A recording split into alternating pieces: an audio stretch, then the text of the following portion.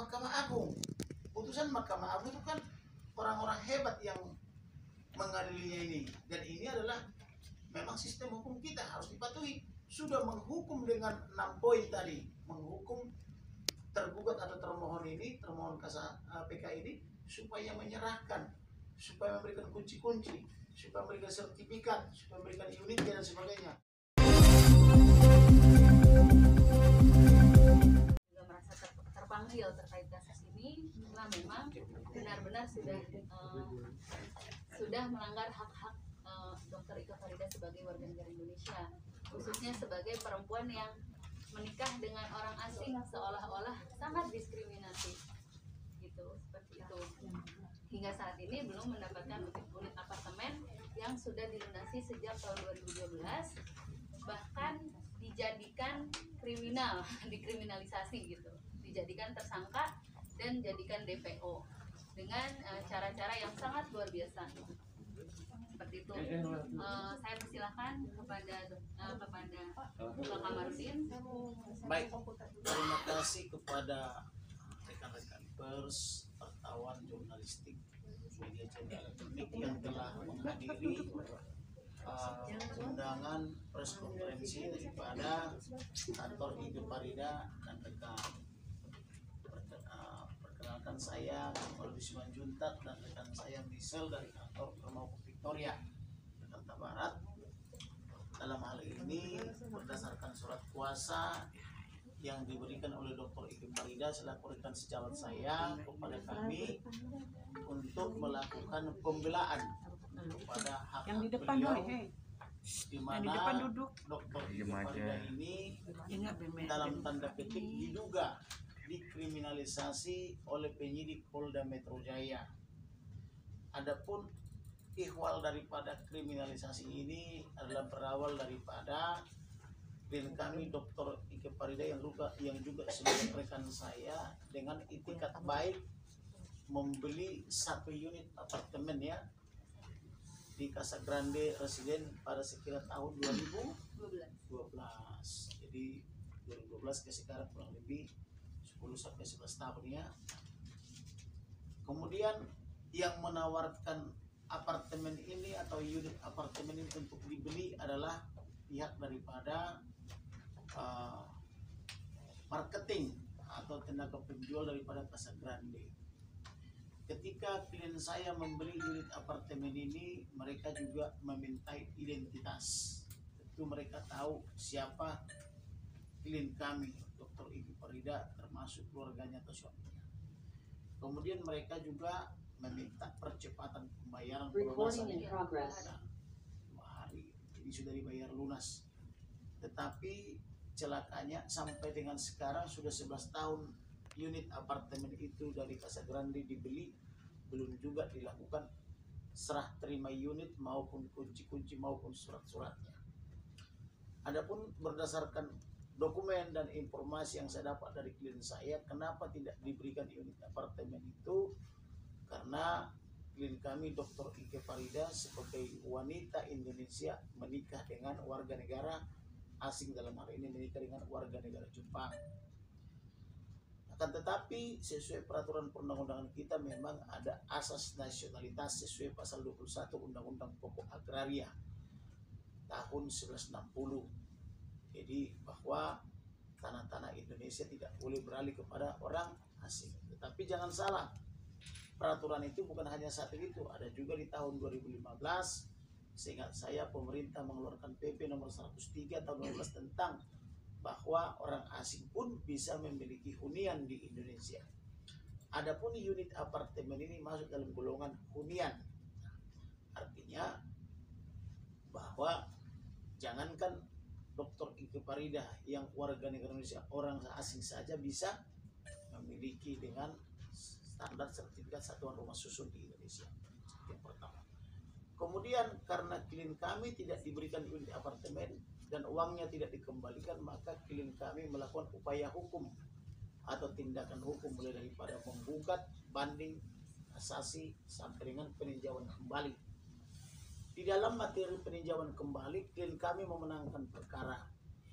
Dan di dalam putusan itu saya baca ada kurang lebih 5 amar yang menghukum pengusaha atau developer Casa Grande untuk menghukum untuk menyerahkan sertifikatnya, menghukum untuk menyerahkan kunci-kuncian dan seterusnya.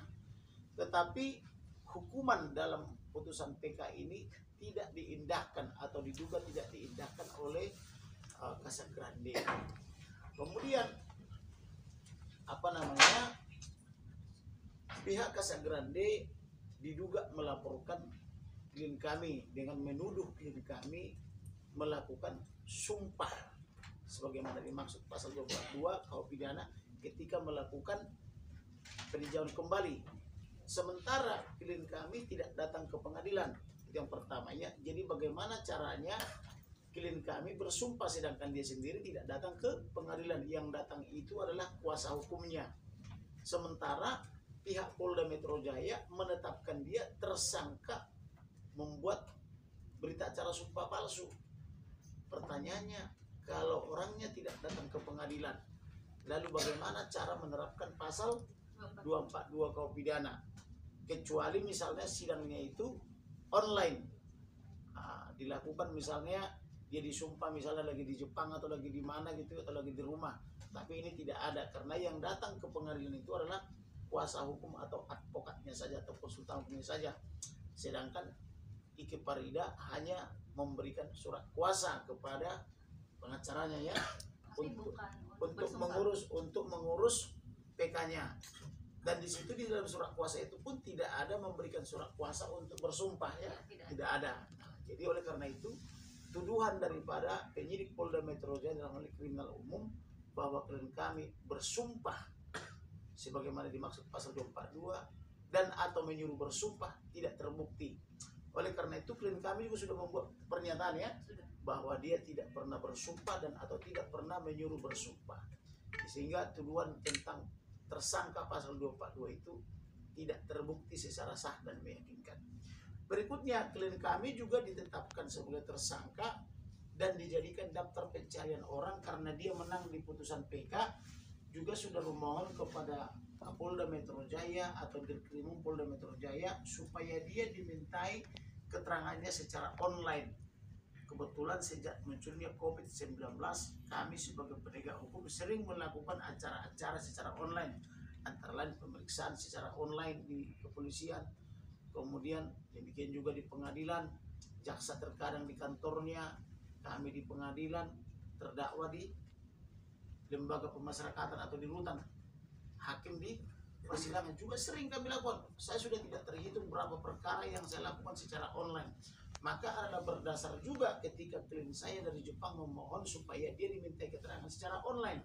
Tetapi seperti ada maksud dan tujuan tertentu dari penyidik ini harus memeriksa secara offline. Mungkin langsung ditangkap, ditahan maksudnya supaya terpenuhi hasrat daripada pihak yang kalah di peninjauan kembali.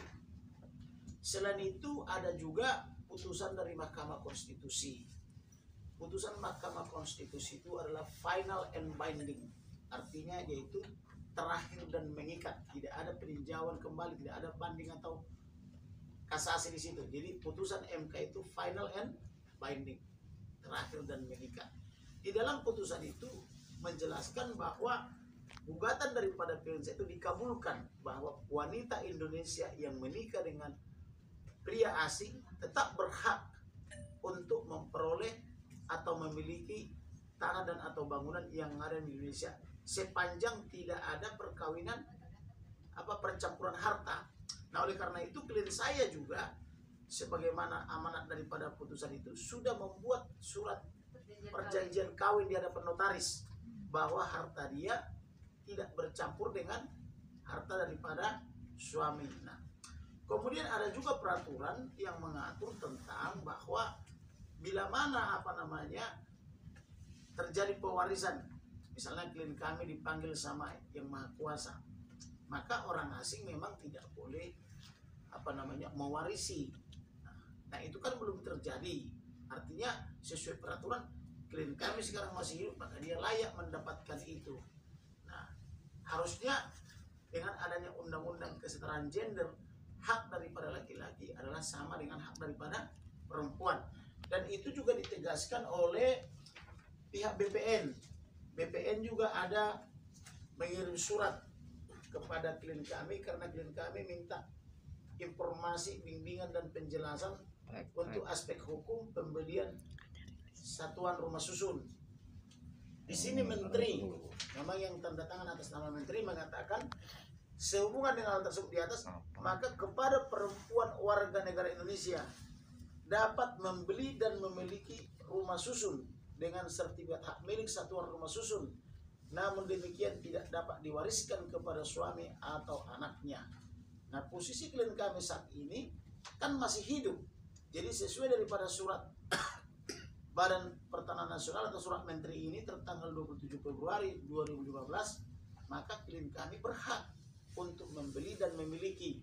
Tetapi semua surat-surat yang dikeluarkan lembaga pemerintah ini seolah-olah tidak ada artinya bagi bagi pihak pengembang atau developer ini. Kemudian klien kami juga sudah membuat surat pernyataan bahwa dia telah melakukan perjanjian di hadapan notaris. Ini dia barangnya ya. Kalau yang tadi yang dari BPN ini. Jadi tetapi ini pun juga tidak dihiraukan oleh pihak pengembang ini. Seolah-olah ini pengembang ini seolah-olah dalam tanda petik lebih berkuasa daripada negara ini, sehingga surat-surat dari pengadilan, surat-surat daripada pejabat pemerintah terkait tidak dianggap. Seperti halnya misalnya dengan adanya putusan nomor 53 tentang PK Perdata tahun 2021. Di sini dia dari 9 poin amarnya, ada 9 amar ini putusannya ya. Ini ada 9 amar, ini 1 sampai 3. Kemudian di sini 4 sampai dengan 9. Di sini ada saya temukan 1 2 3 4 5. Ada temuan 6 malah 6 kali kata menghukum. Yaitu pertama menghukum tergugat dalam hal ini developer Casagrande untuk patuh pada putusan ini. Dia dihukum untuk patuh, tapi sampai sekarang tidak patuh. Kemudian menghukum tergugat dalam hal ini Casagrande memproses dan melakukan penandatanganan PPJB apartemen, tapi sampai sekarang tidak dilakukan. Kemudian menghukum tergugat dalam hal ini developer Casagrande memproses dan melakukan penandatanganan akte jual beli, sampai sekarang walaupun dia sudah dihukum oleh putusan PK tidak dilaksanakan. Kemudian poin 7 menghukum tergugat menyerahkan asli surat apartemen, sampai dengan sekarang tidak diserahkan surat apartemen. Kemudian menghukum tergugat menyerahkan apartemen berikut dengan kunci-kuncinya, sampai hari ini tidak dilaksanakan. Kemudian menghukum tergugat dalam hal ini Casagrande menyerahkan sertifikat kepemilikan, sampai sekarang sertifikat tidak diberikan. Kemudian yang terakhir dengan poin 9 menghukum termohon peninjauan kembali untuk membayar biaya perkara pada pemeriksaan ini. Jadi kalau dia misalnya berusaha di Indonesia sebagai badan hukum atau developer, tapi tidak mau patuh kepada putusan pejabat atau tidak mau patuh kepada putusan pengadilan, maka menurut saya lebih bagus dia pindah dari Indonesia. Hal-hal inilah yang selalu saya tentang. Kenapa sih perusahaan lebih berkuasa dibanding negara? Ini yang selalu saya tentang selama ini. Tidak boleh pribadi, golongan atau perusahaan atau LSM atau apapun itu lebih berkuasa daripada negara. Harusnya semua kepentingan mengutamakan kepentingan negara. Jadi kalau sudah ada putusan negara, segi pemerintah, segi pengadilan misalnya, harusnya dipatuhi. Tapi sampai sekarang tidak dipatuhi. Kemudian mereka juga pernah menitipkan uang konsinyasi di pengadilan, tetapi pengadilan sampai Mahkamah Agung sudah menolak untuk pengembalian uangnya. Tapi yang diminta oleh pengadilan serahkan di unit apartemennya, tetapi sampai sekarang tidak diserahkan. Malah setelah adanya putusan PK, mereka bersama-sama dengan penyidik Polda, seolah-olah penyidik Polda ini di bawah sub daripada developer ini. Artinya developer ini bisa memerintah Polda ini untuk memenuhi segala keinginannya. Ini kan perdata, tentu tidak bisa ditarik menjadi ranah pidana. Tetapi yang terjadi perkara keperdataan yang sudah putus sampai tingkat PK di Mahkamah Agung, tetapi bisa ditarik-tarik menjadi ranah pidana dengan menduduki klien saya membuat sumpah palsu atau menyuruh orang bersumpah palsu, padahal dia tidak sampai ke pengadilan dan tidak pernah menyuruh orang bersumpah. Kemudian tentang materi yang diperbincangkan juga itu adalah surat-surat resmi yang dikeluarkan oleh lembaga terkait. Jadi tidak ada unsur pemalsuan maupun sumpah palsu. Kemudian selain daripada itu adalah bahwa sudah banyak putusan yang menyatakan bahwa klien kami adalah ya orang yang beretikat baik dalam hal jual beli. Tetapi sangat disayangkan sikap daripada penyidik Polda Metro Jaya yang tidak menghargai hak-hak daripada atau hak-hak konstitusional dari klien kami. Oleh karena itu kantor rekan saya atau klien saya ini sudah berulang kali bersurat, antara lain memohon pemeriksaan secara online, kemudian juga bersurat supaya perkara ini ditarik dari Polda Metro ke Bareskrim Polri supaya bebas kepentingan. Jadi kita mau perkara ini ditangani oleh Bareskrim Polri supaya lebih objektif. Tetapi apapun persoalan pidananya diciptakan oleh mereka atau cipta kondisi misalnya, tidak boleh menghalangi serah terima unit apartemen. Apapun perkara-perkara yang mereka ciptakan, ini kan lebih kepada gengsi sebetulnya. Apa sih susahnya menyerahkan satu unit apartemen kepada klien saya? Toh klien saya sudah membayar lunas 11 tahun yang lalu. Kenapa ini tidak diserahkan? Saya melihatnya lebih kepada ego sektoral saja. Karena begitulah kira-kira. Jadi kami kalau mau ditambah oleh rekan saya silakan. Ya, terima kasih Pak Kamarudin. Terkait dengan hal ini mungkin saya juga ingin menyambung tadi. Mungkin bukan cuma karena gengsi juga, tapi yang saya lihat ada ketakutan mungkin. Karena kan Dr. Farida ini membeli unit apartemen dan beliau juga adalah konsumen yang kritis. Artinya beliau beliau akan menanyakan ketika belum dilakukan AJB, terus secara tepat waktu beliau akan menanyakan kenapa ini belum ada surat-suratnya. Karena kami juga sudah bersurat ke Dinas Cipta Karya, kemudian terakhir itu tahun 2020 di mana memberitahu bahwa sampai dengan surat ini dilayangkan, ini suratnya, mereka belum memiliki sertifikat layak fungsi seperti itu. Jadi mungkin ini salah satu kekhawatirannya, karena pada dasarnya SLF ini adalah syarat mutlak suatu apartemen atau bangunan dapat dihuni. Nah, untuk informasi sudah dihuni 80% apartemen tersebut sejak 2012. Jadi ini bahaya dong gitu. Tanpa adanya SLF terus sudah dihuni, ini sangat membahayakan gitu. Terus kemudian selain itu kami juga bersurat ke Badan Pertanahan Nasional. Di situ kami menanyakan apakah sudah adanya pengesahan pertelaan. Jadi pengesahan pertelaan ini adalah syarat juga sebelum melakukan pemasaran. Memang pemasaran ini bisa dilakukan pada saat sebelum adanya bangunan, sekalipun itu bisa namanya pre-selling project. Tapi saat itu ketika penjualan unitnya sudah ready untuk dihuni. Nah, sebelum pemasaran ini harus ada laporan ke provinsi bahwa apa isi laporannya, salah satunya adalah sudah adanya pengesahan pertelaan. Tapi kami bersurat dan dibalas oleh BPN melalui surat surat tanggal 27 November 2015. Di sini menyatakan bahwa belum ada pertelaan. Jelaskan pertelaan itu apa?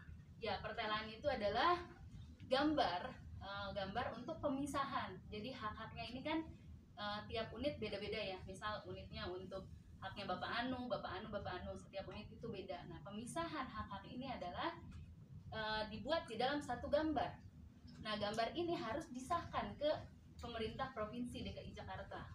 Seperti itu. Nah, gambar setelah disahkan barulah dilaporkan kepada provinsi bahwa kami mau menjual gitu, seperti itu. Jadi sebelum dijual harus sudah ada pengesahan pertelaan. Pada saat itu ya, aturan pada saat itu. Seperti itu. Nah, mungkin seperti itu. Kemudian saya tambahkan ya. Ya. Kementerian Hukum dan Hak Asasi Manusia pada tanggal 30 September 2022 telah memberikan surat rekomendasi dugaan pelanggaran HAM ditujukan kepada Kepala Kepolisian Daerah Polda Metro Jaya. Ini suratnya nih. Intinya menyatakan supaya dihentikan itu dugaan kriminalisasi itu. Artinya biarlah klien kami menerima atau menikmati apa yang menjadi haknya yang sudah diatur dalam putusan MK maupun putusan PK daripada Mahkamah Agung ya. Tetapi surat daripada pejabat ini, yaitu Kementerian Hukum HAM ini sampai sekarang juga tidak dilaksanakan. Jadi oleh karena itu saya tidak berlebihan jika mengatakan oke lah kalau memang di negara ini tidak nyaman misalnya berusaha atau tidak mau patuh kepada putusan pengadilan, tidak mau patuh kepada putusan pejabat negara, ayolah pergilah dari Indonesia. Karena kalau semua nanti memberi contoh memberontak atau tidak patuh kepada negara, siapa yang mau patuh kepada negara ini? Siapa yang mau patuh kepada pemerintah? Begitu kira-kira. Ada tambahan lagi? Ya, terkait dengan hal ini, terkait dengan Dokter Farida adalah seorang konsumen yang beretikat baik. Jangan lupa ya, mungkin beliau menabung beberapa tahun untuk mendapatkan uang sejumlah itu untuk membeli unit apartemen secara lunas. Namun faktanya sudah sangat dizolimi oleh pengembang.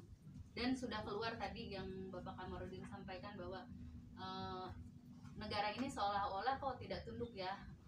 Maksudnya seolah negara kalah kepada pengembang gitu. Kepada pengembang seperti itu. Jadi kami juga sudah melaporkan kembali ke kepolisian terkait kasus ini melalui ke Direskrim Sus Polda Metro Jaya, dan kami harap kasus ini ditindaklanjuti seperti itu. Terus kemudian juga kami berharap bahwa pengembang dan juga kepolisian dan juga pihak-pihak yang terkait untuk melakukan kewajibannya seperti itu secara profesional. Sebagai tambahan, klien kami setelah sehat nanti bersedia datang dari Jepang untuk dimintai keterangan, atau bersedia juga misalnya melalui Zoom atau online untuk memberi keterangan kepada penyidik Polda Metro Jaya. Artinya begini, kenapa warga negara lain diberi hak boleh dimintai keterangan secara online mulai daripada pengadilan, kejaksaan sampai pengadilan, dan mulai dari kepolisian, kejaksaan sampai pengadilan. Bahkan saya sering melakukan sidang online, sudah tidak terhitung berapa banyak perkara setengah secara online.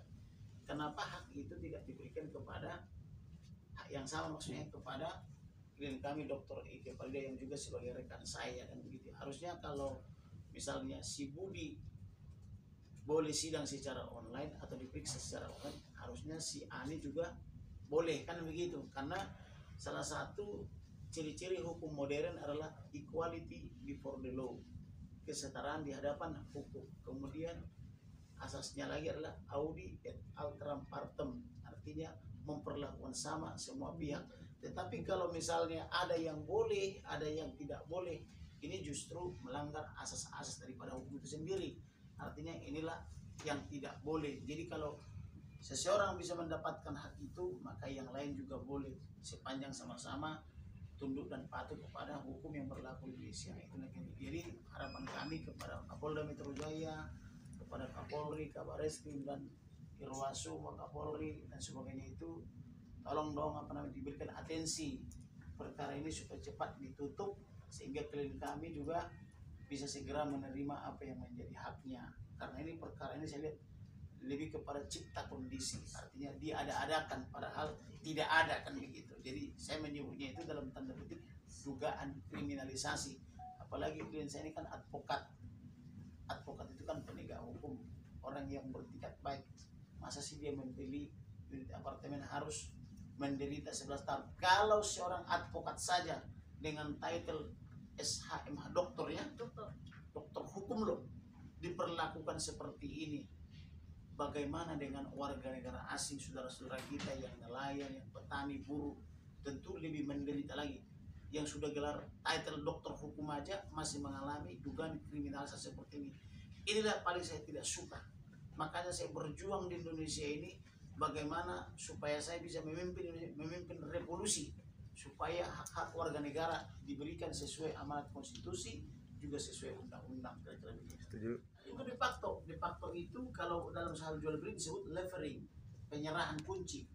Jadi pihak daripada developer ini belum menyerahkan unitnya, belum menyerahkan kunci-kuncinya, belum menyerahkan bukti-bukti kepemilikannya. Jadi baik de facto maupun de jure belum diberikan dua-duanya kepada klien kami. Padahal klien kami sudah menyerahkan apa yang menjadi kewajibannya. Apa sih kewajiban konsumen? Yaitu membayar dengan lunas atau melunasi tagihan, kan begitu. sudah ditulunasi tagihan 11 tahun lalu, tetapi prestasi daripada si developer yaitu menyerahkan unit, menyerahkan kunci-kunci, menyerahkan surat-surat, sampai hari ini tidak mau menyerahkan dengan alasan karena dia wanita Indonesia yang menikah dengan warga negara asing. Lalu diuji nih, apakah iya hukum kita masih begitu? Diuji nih, dibawa ke pengadilan. Pengadilan menyatakan berhak. Sampai PK mengatakan bahwa Dr. Ike Farida, wanita Indonesia ini, berhak memiliki unit apartemen itu. Makanya mereka dihukum. Sampai tadi ada 6 hukuman. Menghukum menyerahkan unit apartemen, menghukum menyerahkan apa itu kunci-kuncinya, menghukum memberikan PPJB-nya, atau AJB-nya, atau sertifikatnya, dan seterusnya itu. Bahkan mereka dihukum membayar biaya perkara, kan gitu. Maka inilah yang harus dipatuhi. Kemudian karena mereka mendalilkan kepada pasal 21 Undang-Undang Keuangan Agraria, sudah dibawa ke MK. MK menyatakan permohonan daripada Dr. Ike Farida ini dikabulkan. Artinya boleh perempuan Indonesia memiliki. Nah, kemudian sepanjang dia tidak melakukan percampuran harta dengan orang asing itu atau dengan suaminya itu.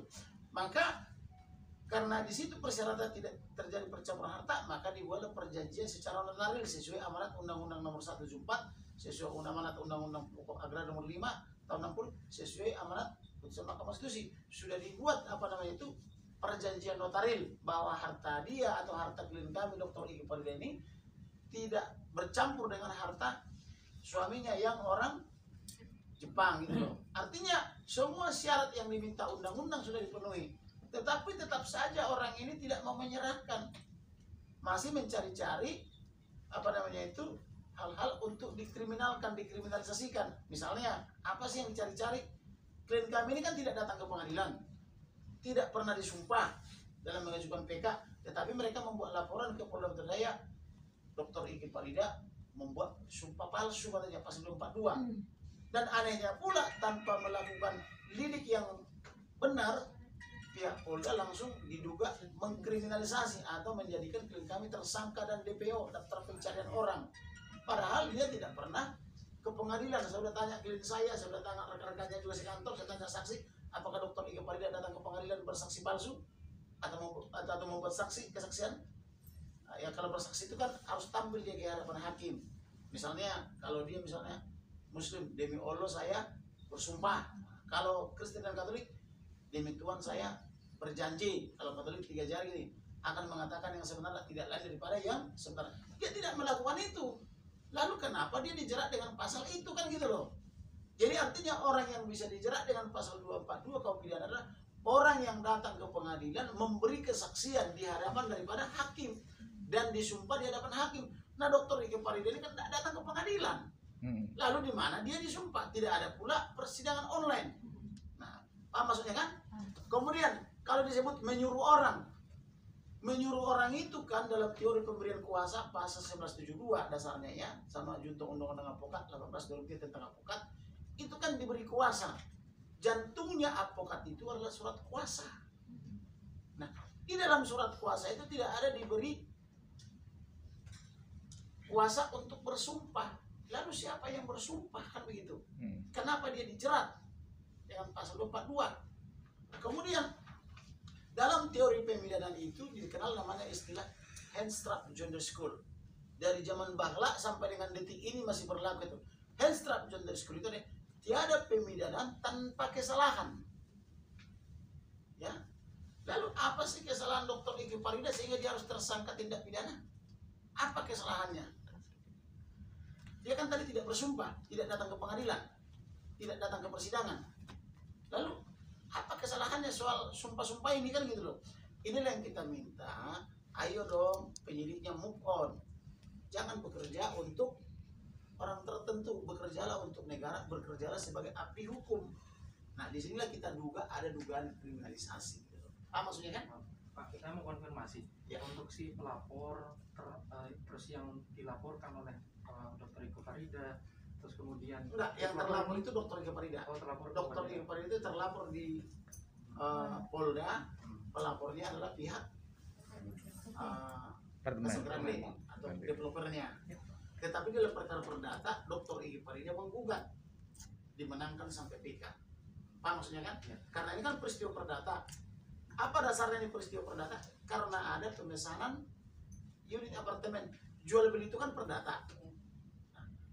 Pembayar lunas itu kan perdata. Maka harusnya karena sudah diberikan prestasinya itu membeli dan membayar, ada surat pesanannya. Maka apa sih harusnya prestasi pengembang? Prestasi pengembang adalah menyerahkan barang atau unit yang dibeli. Kemudian apa sih lagi kewajiban daripada developer?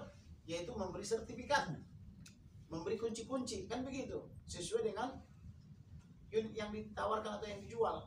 Oke, kalau dia ragu misalnya, oh karena ternyata ini kami tidak tahu dia suaminya warga negara asing, maka sesuai pasal 21 Undang-Undang Keuangan Agraria dengan prinsip asas nasionalitas, maka tidak boleh misalnya, kan sudah diuji pengadilan mengatakan boleh, diuji pula ke MK, Mahkamah Konstitusi, MK bilang boleh, ada putusannya yang saya tunjukkan tadi. Jadi apalagi dong. Kemudian pejabat BPN, Menteri ATR, Kepala BPN menyatakan boleh sepanjang nanti tidak diwariskan kepada orang asing. Artinya kalau anaknya sama suaminya masuk jadi warga negara Indonesia nanti, boleh juga menjadi ahli waris kan begitu. Tapi kalau dia tetap warga negara asing, misalnya Ibu Farida misalnya suatu saat jual, boleh dong. Atau hibahkan kepada saudara dia, boleh dong kan gitu. Karena peralihan hak itu kan karena jual beli, karena pewarisan, karena hibah misalnya, atau berdasarkan putusan atau penetapan pengadilan. Lah ini mulai daripada pejabat eksekutif sampai legislatif sampai MK semua menyatakan boleh dan memerintahkan untuk diserahkan, tapi kok orang ini tidak mau menyerahkan. Makanya saya bilang kalau tidak mau patuh kepada hukum negara ini, ayo dong pergi misalnya ke negara lain, jangan berusaha di sini. Betul. Ibu Farida belum mendapat haknya sebagai konsumen. Belum kita sampai detik ini, malah dijadikan tersangka pula. Berarti ada kemungkinan nggak Mas, PT PHL Prima Utama ini ada kerjasama dengan kepolisian? Kalau sepertinya sulit. Ada dugaan. Baru nyerang enggak ya? Itulah yang saya bilang nggak boleh seperti itu. Jadi polisi itu harus mengabdi kepada negara. Polisi itu harus bekerja sesuai undang-undang gitu loh. Jangan misalnya, mohon maaf nih ya, kalau orang susah atau orang miskin melapor, pura-pura nggak ada diri, Nggak ada duitnya. tidak ditemukan peristiwa pidananya. Tapi oleh orang kaya yang bukan pidana pun dibikin pidananya. Nah, itu Gitu ada loh. duitnya. Ini yang kita tentang. Setuju nggak? Luar biasa Pak Kamru. Gitu. Jadi jangan misalkan kalau orang kaya, orang berduit bikin laporan yang tidak ada pidananya pun diada-adain atau diadakan pengadaan kan gitu. Padahal tidak ada lembaga pengadaan seperti itu kan gitu, praktek. Jadi saya rindu ada pemimpin yang seperti itu. Entah siapapun dia, termasuk saya atau yang lain. Kalau bisa mafia-mafia kita usir dari negara ini. Ya. Setuju. Pokoknya semua orang harus patuh kepada hukum kita. Setuju. Gitu loh. Supaya negara ini maju. Kok negara lain sudah maju, Eropa sudah maju, Arab sudah maju, sudah ada Arab Spring, Amerika sudah maju, tetangga kita Singapura baru merdeka tahun 60 sudah maju, lebih maju dari kita, Malaysia maju, Jepang maju, kok kita begini terus sih? Kapan kita maju kan gitu? Gitu. Gimana? Korupsinya terlalu maju Pak di sini. Nah, itu dia. Kedepankan.